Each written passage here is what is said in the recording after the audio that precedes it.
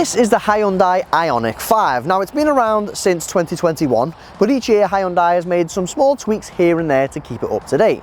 Now, for 2024, they've made some slight changes on the outside and the inside, some slight rejigs to the infotainment setup. They've added a rear wiper, but the most significant changes come in the form of its batteries, because the battery supplied on the entry-level trim and the flagship trim are now bigger, and bigger batteries means greater range, means more of a competitive edge against the rivals from the likes of Volkswagen and Tesla. Now, the model we have today is the N-Line S model, not to be confused with the performance-orientated N model. Now, Hyundai describes its N models as offering high-performance looks, which is a good way of putting it, really. That basically means this N-Line S model is as sporty as you're going to get the Ioniq 5 without going, of course, for the N performance model that I just mentioned. And honestly, online generated images of this just don't do it justice. It is a fantastic looking car. It's modern, yet it's retro. It's a bit Blade Runner. It's ace. I think it's absolutely gorgeous. Nice looking car. Although it does confusingly have a hatchback aesthetic with compact SUV dimensions, which is a very good thing when it comes to interior space, which we'll get to in a minute. But let's just start by checking out the cabin, shall we? Very cool. Now, Hyundai has long been a tech-forward company, and the Ioniq 5 really allows the brand to lean into its futuristic EV character. The interior is minimal where it matters, with just a few flourishes of style for good measure. The overall quality is good as well, certainly for a family car. And it's even the tiny, seemingly innocuous details, like the fact that there's a plastic cover on this SOS button. Don't know why I like that. And the fact that the 12-volt adapter buttons is a push release like that. I just think tiny details like that just show there's attention to detail at play.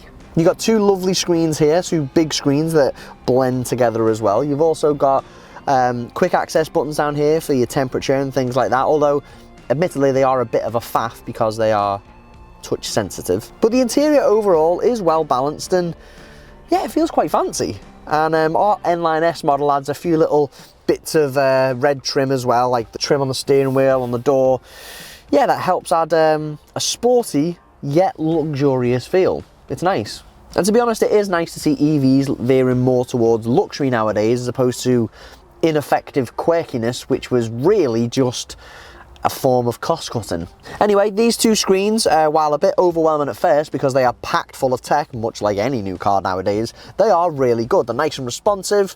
Everything you're ever going to need on here. I mean, they've even got a sports center where you can update it with football, basketball, golf results and things like that. You do also get Android Auto and Apple CarPlay built into this, although you do have to connect it via a bloody wire, which is a bit of a pet peeve of mine, but hey ho. But most of the interior is very good. I also like the fact that you can adjust, how good is that? You can adjust this center console, which overall makes the cabin feel bigger, especially when you've got it back like this. And if you want to get through to the seats, if you want to get through to the kids in the back, you can quickly kind of step in. It just makes climbing over a bit easier. It also makes it easier if you parked and you can't open your door and you want to get out the passenger side. I also like the fact, and this might seem like a tiny thing, I like the fact that there's an actual on and off button for the car, which a lot of EVs don't have, and I don't like that. I like to get in the car, turn it on, and when I'm going, turn it off. I also like the fact that boom, the little sonic boom sound effect you get. It's a little thing, isn't it? But yes, there are a few little niggles in here. The fact that the steering wheel at times can obstruct that screen a little bit. The door bins are a bit cramped as well. They are a bit pants, but honestly, I would happily live with this interior. It's very nice. Feels very nice. You've also got loads of storage in. Let me just slide this forward for you. You got loads of storage under here. I mean, you could lean down here. Loads of space. Glove box is a good size as well. Now, as a dad of two young kids, I absolutely love it when rear doors open nice and wide. Might seem a bit boring, but honestly, I was made up when I seen these doors. I mean, look at that, almost at a complete right angle. You could approach the car like this if you wanted. Whoop! And once you're back here, the space on offer is honestly staggering. It's so impressive. I mean, look at the amount of legroom I've got. It just feels so spacious. Those compact SUV dimensions coming into play, as I mentioned earlier. You've also got this glass roof, which adds a bit of airiness. I think this is part of the top trim that we've got. And these seats also slide back and forth. Not very fun to watch, but convenient to have. They also recline, which is really nice. You've also got built-in sun visors, again, great for kids. Every car in the world should have these, if you ask me. You also get a completely flat floor, which is nice. Makes moving around very easy to do, and it also means the parent who gets stiffed with sitting in the middle seat in the back will be nice and comfy. Got charging down there as well, and heated seats back here. Again, probably part of this top of the line trim. I like this interior all around. It's really, really nice. And these rear seats, honestly, if you didn't look what kind of car you were in, you'd assume it was a much bigger, much more luxurious car. Armrest as well. Forgot to mention that. Now, my first reaction upon first seeing the boot was that, honestly, I didn't think it was very big at all. And that's mostly because it's not very deep, but that does mean you have a low load lip and lifting things in is easier to do. But anyway, it doesn't look very big at first, but you still get an SUV worthy amount of space at 527 litres. Yes, that is smaller than most of its rivals, or a lot of its rivals, but it's still a very square, usable space. I mean, a bit of a shame with these wheel arches, but yeah, it's a good space. I do like the fact that you can move this parcel shelf though into 2 different configurations to accommodate those reclining seats. That's a very nice feature. I also like the rapid folding egg box destroying buttons here, bam, to fold these seats very quickly. And those seats don't fold completely flat, although you'll still be able to push ladders, timber, skis, luggage, whatever you want through to those front seats with no problem whatsoever. Oh, and speaking of storage, I almost forgot. You do get a bit of storage space under this bonnet with it being an EV. Now in this little storage compartment here, you'll probably have enough space for a small soft bag and maybe some, you know, compact tools for the road. However, if you go for the all-wheel drive model like we have, you won't get much space at all. You'll maybe fit the charging cable in there and a Twix.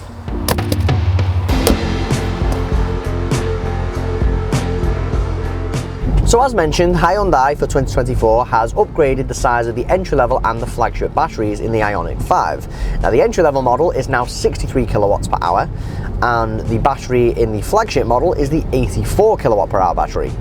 Now, that means increased range. So, entry-level models are looking at 273 miles, and flagship models like this 84 kilowatt model are looking at 354 miles. Very impressive and very competitive. In fact, in this 84 kilowatt per hour model, it can take up to 260 kilowatts when charging, and that means you can achieve between 10 to 80% battery in just 18 minutes. That is bonkers. Of course, if you can't find one of those super rapid chargers, your more basic 50 kilowatt charger will charge this to 10 to 80% in about an hour. And all round, the Ioniq 5 honestly is a lovely car to drive. Usually EVs clatter a little bit on the road and they have quite a firm setup due to various reasons like the batteries and the weight and things like that. But the Ioniq 5 is definitely on the comfier side. I mean, it's very, very soft and very relaxing. Unless you hit a pothole, but that can be said for any car, I suppose. And the driving position is really nice as well. You sit nice and high up, there's plenty of glass around, so visibility is really good. The steering's nice and light as well, so navigating around town is really easy, but it does weighten up a little bit, just a smidge at a 3/4 turn, so it gives you a bit of confidence when cornering as well. And of course, this being an EV, you do get that instant satisfying power when you put your foot down. I mean, that never gets old. It is very, very sporty, very enjoyable to use, and very handy for when nipping out at junctions and nipping out at roundabouts.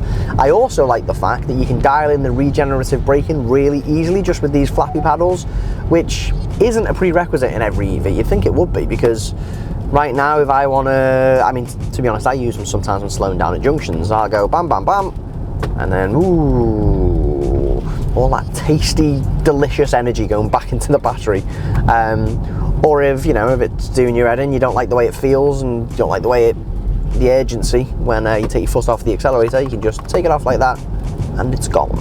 Very easy. And do you know what? Aside from range anxiety, which shouldn't really be a thing anymore given the impressive range you get out of electric cars nowadays and the ever-improving network, I just don't see why you wouldn't want to drive an EV.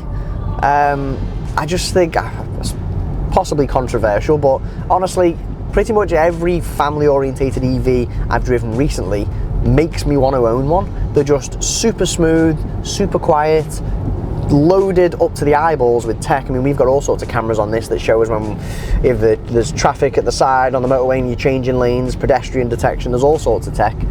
I just don't see why you wouldn't want one. They're just lovely. I would very happily own one.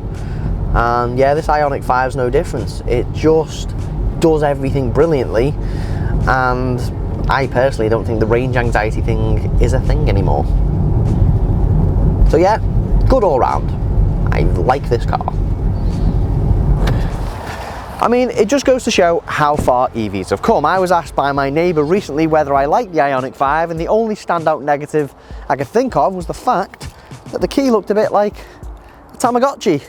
I mean, what's that about? And honestly, the margins between EVs nowadays have never been so narrow, because they're mostly pretty good. And this is a proper little triumph from Hyundai. It's got the EV character down to a T. It's lovely to drive, there's plenty of range, and yet it still manages to offer a unique exterior, a quirky, bordering on luxurious interior, and plenty of practicality. So, well done, Hyundai. Right, or is it Hyundai? Like Sunday?